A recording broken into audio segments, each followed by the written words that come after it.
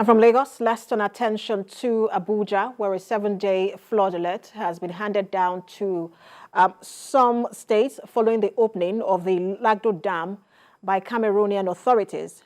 Now, with that in mind, the federal government says it has set up an interagency collaboration to ensure effects of the dam opening is minimal on Nigeria. And Moyo Thomas reports.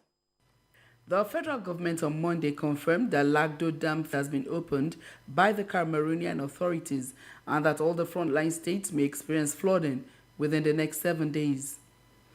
It is a matter of grave concern that had prompted the first collaborative meeting between the Ministers of Water Resources, Environment and Humanitarian Affairs and Poverty Alleviation. The aim is to find a solution to the perennial flood problems in Nigeria. The ministers acknowledge it is a collective responsibility and the bulk of the work is at the state and local government levels. They want individuals also to take preventive measures such as clearing drainage and keeping their environment clean. We are going to be working with the state government and even the local governments to provide this temporal shelter for them. This is part of the humanitarian intervention in those areas. Of course, we had mentioned other interventions, including food and the rest of them. State governments have actually been responsive. However, it has not been very adequate to cater for all the persons affected. And so we are encouraging the Nigerian Governors Forum to step up on its actions.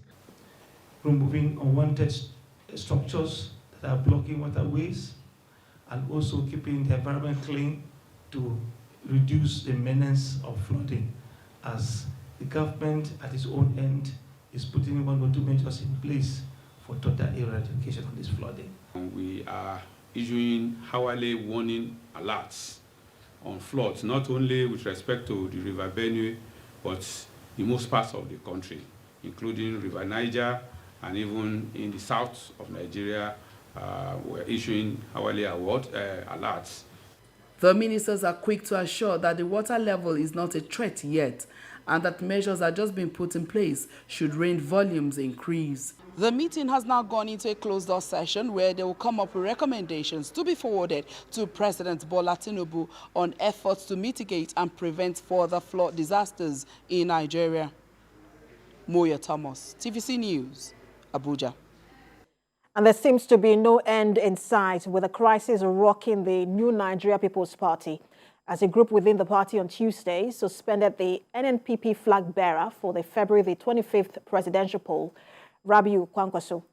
Now, the former Kano state governor who came fourth in this year's presidential election was suspended by the group led by NNPP chieftains Boniface Anebonam and Agbo Major.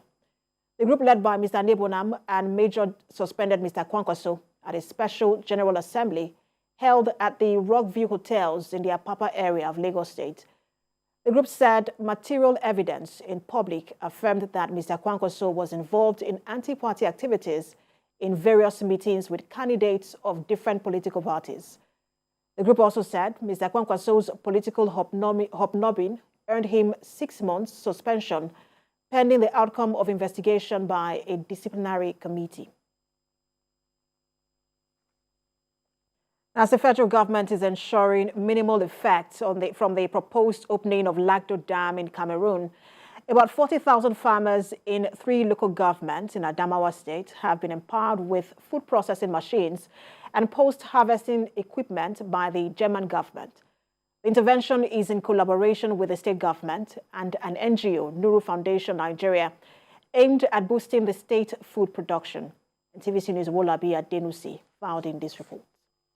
The activities of the dreaded homegrown terrorists known as Boko Haram has greatly affected the farming businesses in Hong, Gombe and Minchika local governments of Adamawa State. The 3 council areas and communities under them were once under Boko Haram control before they were liberated by Nigerian soldiers in 2015. The government of Germany is working in partnership with Nuru Foundation to make sure that most of the displaced farmers return to their farms. Now, 16 registered cooperative groups across Gombe, Hong and Minchika have now been empowered with farming equipment to enhance food sufficiency.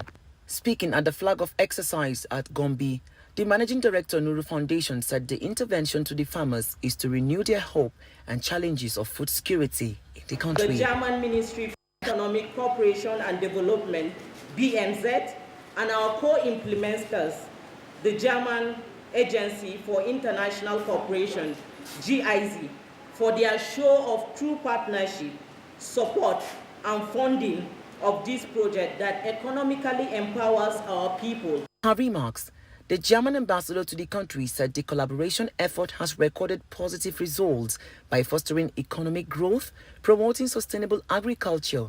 To improve their livelihoods have been put to very good use by the organization Nuru, with which we are implementing this project. Governor Amadou Fintri, who was represented at the event by the State Commissioner of Entrepreneur James Ilia, thanked Nuru Foundation Nigeria for the intervention and promised government will support to fight hunger and poverty in the state.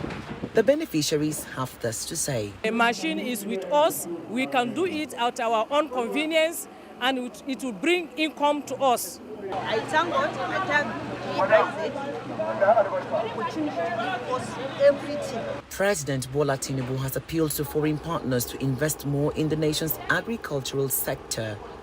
Experts are of the view that projects like this will return IDP farmers to their farms and empower vulnerable groups in the community financially.